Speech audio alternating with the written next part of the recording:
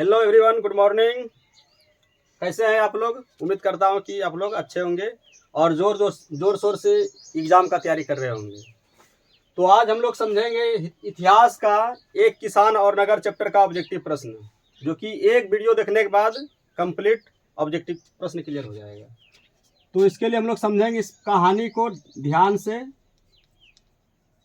ये कहानी है नंद वंश और मौर्य वंश का। इन मौर्य वंश का हम लोग समझेंगे बारे में। मौर्य वंश से पहले नंद वंश का शासन था। इसके बाद आ गया मौर्य वंश। तो मौर्य वंश के बारे में आज हम लोग समझेंगे। पहले मौर्य वंश के समय में 4 महाजनपद था। तो महाजनपद के बारे में हम लोग जान लेते हैं थोड़ा सा। एक यहाँ पर हो जाएगा मगध महाजनपद। मगध महाजनपद, इसका राजधानी हो जाएगा पाटलिपुत्र। इसके बाद एक हो जाएगा यहाँ पर गंधार महाजनपद। इसका राजधानी तक्षशिला है। और एक महाजनपद जो कि कलिंग में था।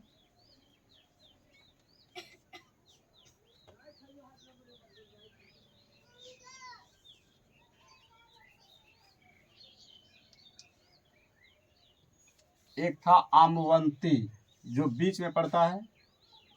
अशोक के समय में 5 महाजनपद था।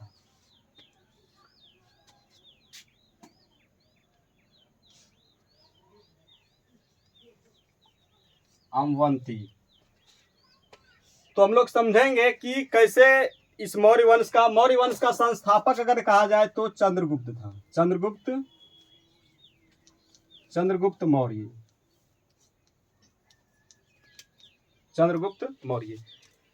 तो इसमें हुआ क्या था कि तक्षशिला विश्वविद्यालय के उस टाइम में एक प्रोफेसर था या आचार्य हम लोग कह सकते हैं, चाणक्य बहुत ही विद्वान आदमी था भारत का। और उसी टाइम में इस मगध महाजनपद में एक शासक था जिसका नाम था धनानंद। तो धनानंद काफी दुष्ट किस्म के शासक थे और वो चाहते थे, मतलब कि अय्याश किस्म के ये आदमी थे। और ये तक्षशिला विश्वविद्यालय के उस टाइम में चाणक्य बहुत विद्वान प्रोफेसर था। उसी टाइम में पाकिस्तान से कहते हैं, यूनान से एक सिकंदर महान का जो है एक सेना भारत पर चढ़ाई करने के लिए आ रहा था। तो चाणक्य ने सोचा कि अगर यदि हम इस धनानंद को कहेंगे कि इससे लड़ाई छेड़े तो आसानी से ये समस्या सॉल्व हो सकता है। इसलिए चाणक्य गया था धनानंद के पास। लेकिन धनानंद इतना अय्याश किस्म के व्यक्ति थे कि इसका कोई जो है बात नहीं सुना और इसका अपमान पे अपमान कर रहा था। इसका जो है, ये ब्राह्मण था तो इसका चोटी घसीटते हुए जो है बाहर कर दिया। तो बोला, धनानंद तुम बर्बाद हो जाओगे इस तरह से करोगे तो। इसलिए धनानंद को बहुत गुस्सा आया, क्योंकि वो बहुत दुर्जन किस्म का मुजरा उजरा दारू उरू पीते थे। इसलिए वो क्या किए कि इसको, चाणक्य को एकदम बोला कि इसको लटका दो अब ये फांसी पर। और इस तरह से चाणक्य जब फांसी पर लटकाने के लिए चला गया तो उसी टाइम में एक बालक था जिसका नाम था चंद्रगुप्त, और उसने चाणक्य को बचा लिया। तो चाणक्य बोला कि तुम जो है बहुत अच्छे आदमी का साथ दिए हो, इसलिए मैं तुम्हें जो है ऐसा श्रेष्ठ बनाऊंगा जिससे कि एक दिन इस मगध पर तुम शासन करोगे। और हुआ ना हुआ वही। जब चाणक्य इस चंद्रगुप्त मौर्य को अच्छा खासा दम बना दिया, तैयार कर दिया, तो इस सिकंदर महान के सेना को बड़े ही बुद्धिमानी से चाणक्य ने वापस भगा दिया। जब ये वापस लौट गया सिकंदर, इसका सेनापति का नाम था सेल्यूकस। सिकंदर के सेनापति का नाम कौन सी था? सेल्यूकस था। तो ये जानते थे कि ये जो है ना, छल कपट से हम लोग को भगाया जा रहा है, बल से नहीं भगाया जा रहा है। इसको विश्वास ही नहीं हो रहा था। लेकिन चाणक्य इतना बुद्धिमान थे कि उसको जो है वापस भगा दिए। इसके बाद इस पूरा इधर उधर से सेना बटोर करके चाणक्य ने मगध पर सिकंदर को भगाने के बाद कहां पर आक्रमण कर दिया? इस धनानंद की। बोला तुम्हें मेरा चोटी खसीटा था और इस तरह का दुष्ट राजा को बनना अच्छा नहीं। धनानंद अच्छे किस्म के राजा नहीं थे और ये वापस आकर के उस धनानंद पर जबरदस्त चढ़ाई कर दिया और धनानंद को क्या कर दिया? परास्त कर दिया। जब धनानंद परास्त हो गया तो मगध का यानी कि मौर्य वंश का संस्थापक हो गया। तो मौर्य वंश का संस्थापक चंद्रगुप्त मौर्य को माना जाता है। अब जो है यहां पर से जो है क्या होता है कि जब ये मगध का ये संस्थापक बन जाता है चंद्रगुप्त मौर्य, तो इसका एक बेटा होता है जिसका नाम है बिंदुसार। जिसका नाम कौन सी है? बिंदुसार। अगर पूछा जाएगा कि मौर्य वंश का दूसरा वंश कौन था तो हम लोग बोल सकते हैं बिंदुसार।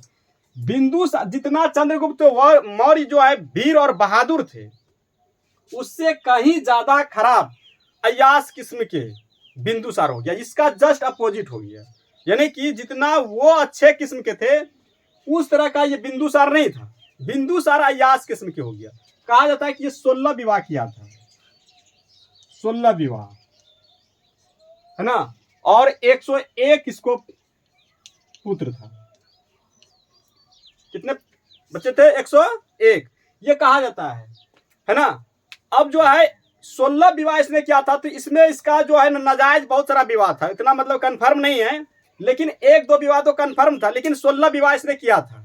कितना को तो ऐसे, लेकिन इसका जो है इतना पुत्र 101 माना जाता है। कोई कोई कहता है कि नहीं 100 पुत्र, लेकिन अगर जायज जो कि सबसे फर्स्ट वाले से जो पुत्र था वो था 2।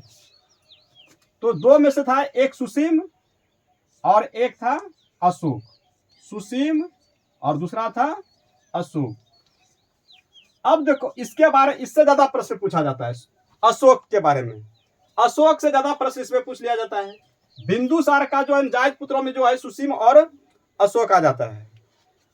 अब इसके बारे में जानते हैं।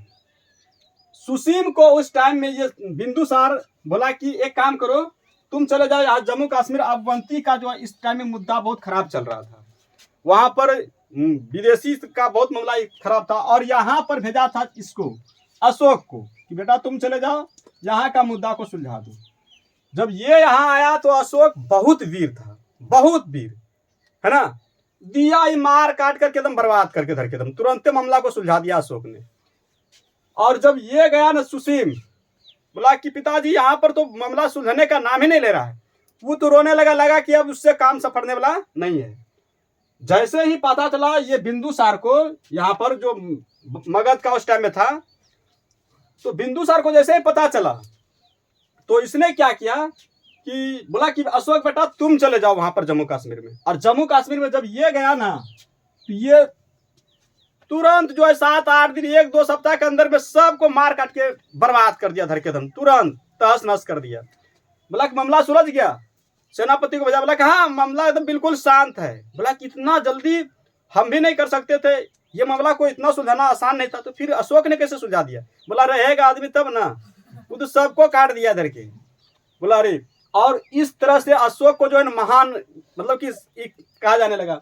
अब अशोक क्या करता, अशोक को बना दिया, बोला कि एक काम करो हम तुमको यहाँ का जो है राजा चुनते हैं। क्योंकि अशोक राजा बनने के लायक था, क्योंकि इतना वीर आदमी अगर राजा नहीं बनेगा तो अच्छा नहीं होगा। अब क्या हुआ कि इसमें जो है इसका 100 भाई जो नाजायज वाला था, बोला कि हम भी बिंदुसार का ही बेटा। बोला अरे सरवा ये सब कहाँ से आई? अरे है ना, हम तो जो है इस तरह का ही कर रहे थे, ये सब कहाँ से आ गया? अब जो है बोला कि ना हम भी हैं, है ना, आपके पिताजी शादी किए थे ऐसे ऐसे, हम लोग आपका भाई हैं। इसको गुस्सा आया, बोला कि तुम लोग कहाँ से आ गए, है ना, दिया सबको काट करके। इसलिए कहा था कि अशोक ने अपने 99 भाइयों का हत्या कर दिया था, है ना। और सुसीम तो बेचारा नहीं बन सका, और इस तरह से अशोक बन गया कहाँ का? मगध का जो है राजा बन गया। और मगध का राजा बनने के बाद इसका 2 जब ये मतलब कि जो है यहाँ का ही बन गया। लेकिन अशोक के पास एक समस्या था। अशोक जो है ना एक लड़की से, अब जो है इसका कलिंग से जो है बगल का था, बोला कि हम कलिंग को भी अपना मतलब कि बना लेंगे, ये कर लेंगे। लेकिन अशोक को जो है एक लड़की से प्यार हो गया था, वो थी कलिंग की।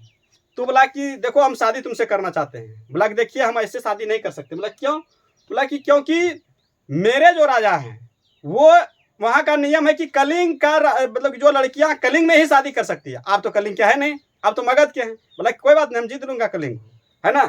बोला जीतिएगा तब ना। बोला कि चलिए पहले हम राजा साहब से मिलते हैं, इसको नियम तोड़ना पड़ेगा।